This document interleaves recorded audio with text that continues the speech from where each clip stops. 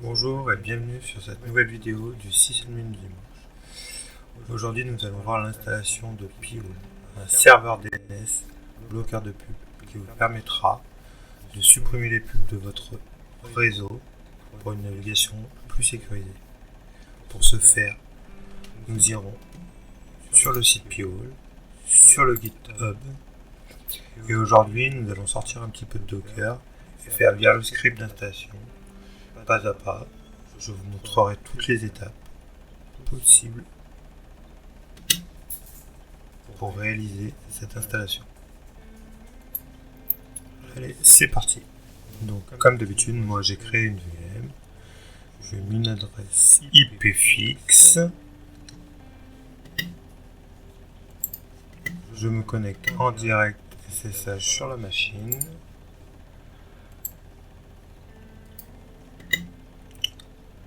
Je vais sur le site Pio. Je vais ici. Comme vous voyez, vous avez plusieurs possibilités d'installation, soit via le script, soit via un git clone, soit avec une autre façon d'utiliser le script. Enfin, toutes les informations sont ici. Donc maintenant, nous on va lancer ce script là. Voilà, là je suis connecté. Voir que mon adresse IP est bien fixe. Voilà. Donc là, hop, le script met à jour les packages. En train d'installer les dépendances. Désolé, j'ai fait une petite erreur, j'étais pas en sudo. Donc on recommence la manipulation avec le script. Là, toujours pareil. Voilà, donc là déjà il détecte pas que je suis pas en sudo. Donc comme tout à l'heure, il va installer les dépendances. Je suis reparti à 0. Comme ça fait une installation propre et nette.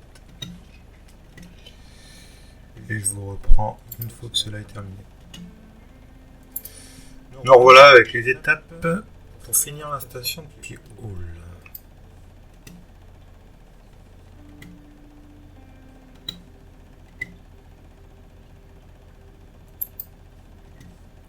Voilà, Pio est installé. Maintenant, il nous donne une adresse IP avec un mot de passe. Donc, on va aller voir ça tout de suite. Ah, ça n'a pas pris, désolé. Désolé. Voilà.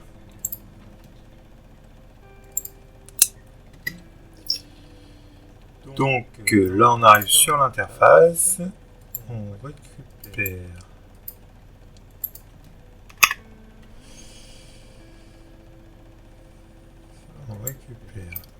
le mot de passe.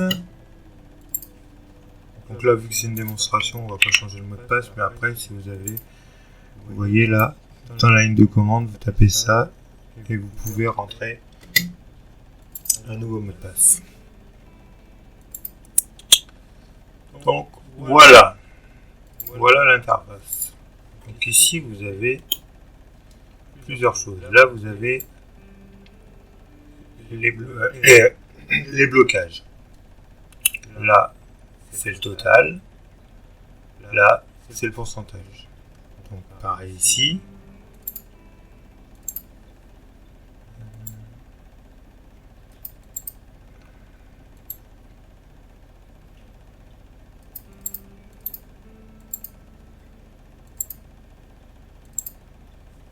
Donc on va aller voir un petit peu.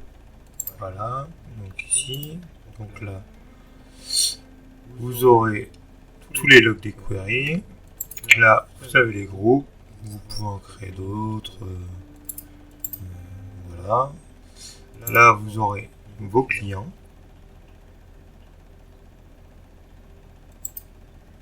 Donc voilà, par exemple, là, vous avez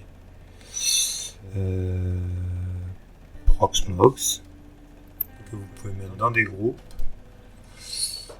Après, là, vous avez les domaines que vous voulez bloquer. Vous avez la possibilité de faire en nom de domaine ou en regex. Après, là, c'est pour ajouter les listes. Donc, vous voyez, vous en avez déjà une. Pour aller en chercher d'autres, vous avez juste tapé sur internet list p-all. Vous avez par exemple des exemples ici. Vous pouvez faire par exemple, vous pouvez faire celle-ci qui n'existe plus, comme par hasard. Par exemple, celle-ci, vous pouvez faire ça. Vous faites un copier-coller, vous allez dans p-all. Vous faites ceci. Vous mettez test par exemple. Et là,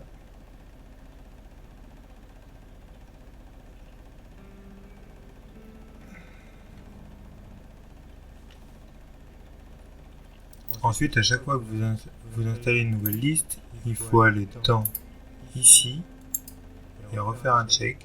Et là, en fait, il va repasser sur toutes les listes pour les activer. Donc, après, qu'est-ce qu'on a de plus? On a dans les settings, on a la possibilité de changer le DNS qu'on a choisi. Par exemple, là, moi, je vais mettre ça. Ça n'a pas dû le prendre pendant l'installation, donc voilà. Comme vous voyez, voilà. Là, dans la liste déjà préconfigurée, vous avez 221 445 domaines de filtrés. Après, on peut, par exemple, désactiver la filtration. Dans Settings, on a Système, on a tout ce qui est en lien avec le système. Après, vous pouvez aller plus loin en mettant Expert. Donc, vous avez du Flush Network, Flush Log, Restart your DNS Resolver, disable les logs. Après, dans le DNS, donc, comme je vous ai dit tout à l'heure, vous avez le choix de tous les DNS, ou vous pouvez même rentrer un custom si vous avez. Là, c'est l'interface settings, c'est-à-dire que là, ça va prendre tout ce qui est en local. Après, vous pouvez, par exemple, si vous avez des VLAN, mettre du permit all origin. Ensuite, vous avez des paramètres un peu plus spécifiques ici. Vous avez votre domain name local ici. Voilà. Là, vous avez un petit paramètre à faire pour le forwarding.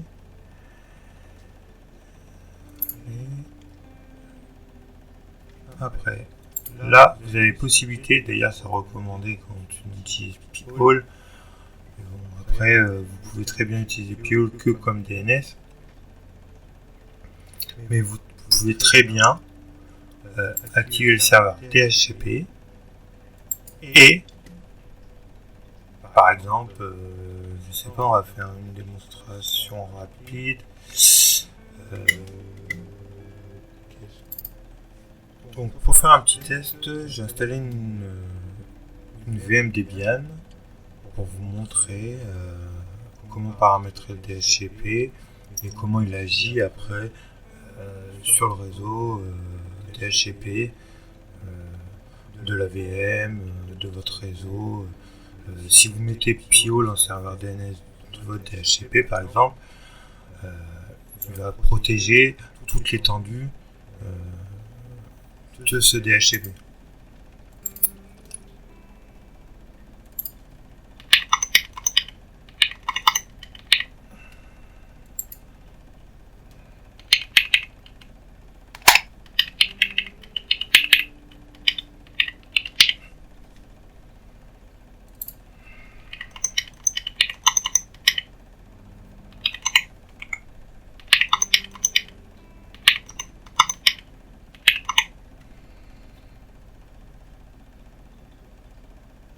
Donc là, voilà.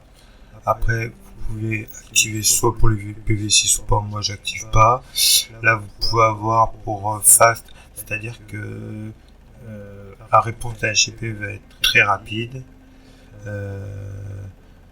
Là, c'est pour mettre des services.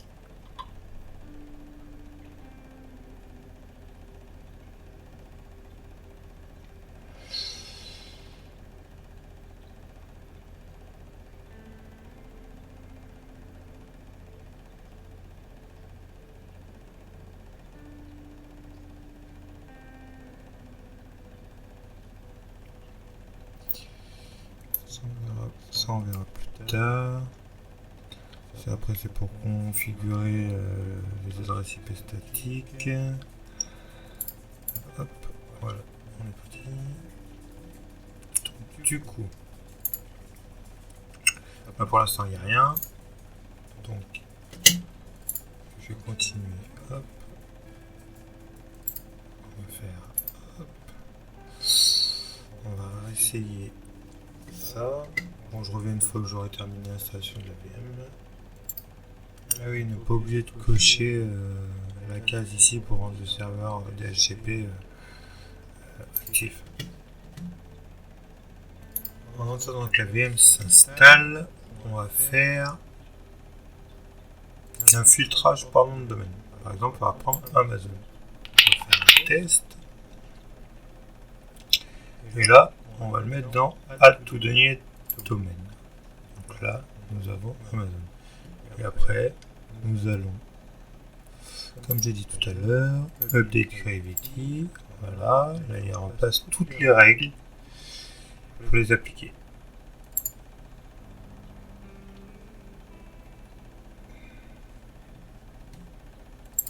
Ensuite, on va finir l'installation de la VM et après on fera les tests sur les différents paramètres qu'on vient de mettre en place. Alors voilà, nous voilà sur la VM, donc avec Debian. Donc nous allons voir déjà si nous avons bien une adresse IP. On l'a ici. Du coup, on regarde si non, c'est pas ici. Ça va être ici. Donc voilà, on l'a bien ici aussi. Donc maintenant, on va aller faire des étapes. Des petits tests, pardon.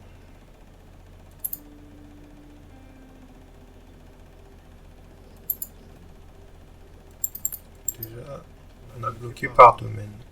Donc on va tester le domaine Amazon.com. Je ne suis pas trompé.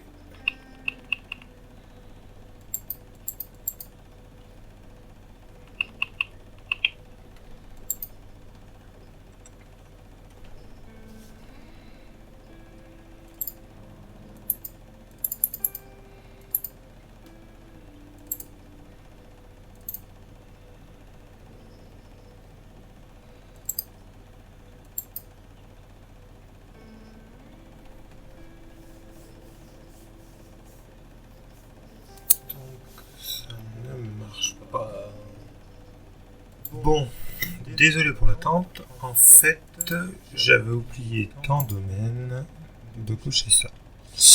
Du coup, ça fait que ça prend le wildcard. Donc ça prend tout ce qu'il y a au début aussi. C'est-à-dire que si c'est www.amazon.com, si c'est truc.amazon.com, si c'est ce genre de choses. Donc maintenant on va pouvoir aller faire des tests parce que en plus nous avons dans la liste, nous avons rajouté une liste qui bloque les domaines liés à Facebook. Donc là je suis ici, je suis sur ma VM, je vais dessus.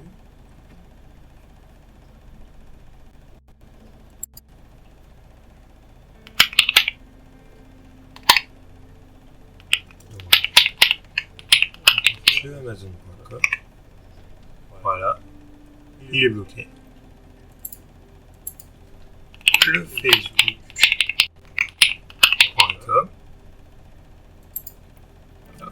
il est bloqué. C'est aussi bloqué YouTube. On voit. Et donc voilà. Donc nos règles fonctionnent. Et en plus dans Piole, vous pouvez aller voir les queries. Et là, vous voyez exactement les domaines permis, les domaines bloqués. Et voilà. Donc là, c'est une première démonstration. Bien sûr, on peut aller plus loin avec ça en se référant à la documentation officielle. Mais en tout cas, moi, je voulais vous montrer une première étape, une installation, une première configuration. Si vous avez des questions, il ne faut pas hésiter à laisser un commentaire, à aimer la vidéo, à la partager. J'essaye à chaque vidéo de m'améliorer un petit peu. C'est pas facile, je suis quelqu'un d'assez timide, donc j'essaye au fil des vidéos prendre un peu plus confiance en moi et voilà, essayer d'améliorer le travail. Donc en tout cas, tous les commentaires, s'ils sont bienveillants et pour m'améliorer, je suis preneur. Et en contrepartie, je ferai une documentation écrite sur le blog pour l'installation de Piole. Voilà, en vous remerciant et en espérant que la vidéo vous aura permis de découvrir Piole. Voilà, merci, à la prochaine, au revoir.